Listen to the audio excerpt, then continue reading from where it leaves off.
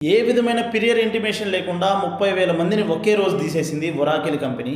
ఈ విధమైన వరస్ట్ సిచ్యువేషన్‌లో ఈరోజు ఐటీ డొమైన్ ఉంది కాబట్టి ప్రతి ఒక్కరు తెలుసుకోవాల్సిన విషయం ఏందంటే, మనం ఐటీ ఇండస్ట్రీలో వర్క్ చేస్తున్నాము, లేకపోతే ఐటీ ఇండస్ట్రీ కోసం వెళ్తున్నాము, ప్రిపేర్ అవుతున్నామంటే మనం ముందుగా ఏఐ అదేవిధంగా ప్రాంప్ట్ ఇంజినీరింగ్ ఇలాంటి టెక్నాలజీస్ మీద అయితే మనం ఎక్కువగా స్కిల్ అయితే డెవలప్మెంట్ చేసుకుంటూ ఉండాలి. అదేవిధంగా ఎవరైతే ఆల్రెడీ వర్క్ చేస్తున్నారో మీరు ముందుగానే ప్రీ ప్లాన్డ్‌గా ప్రిపేర్ అవ్వండి. ఏ రోజైనా సరే మన జాబ్ పోయే అవకాశం ఉంది కాబట్టి మనకి ఇంకొక సెకండ్ సోర్స్ ఆఫ్ ఇన్కమ్ అనేది మనకు ఖచ్చితంగా ఉండాలి.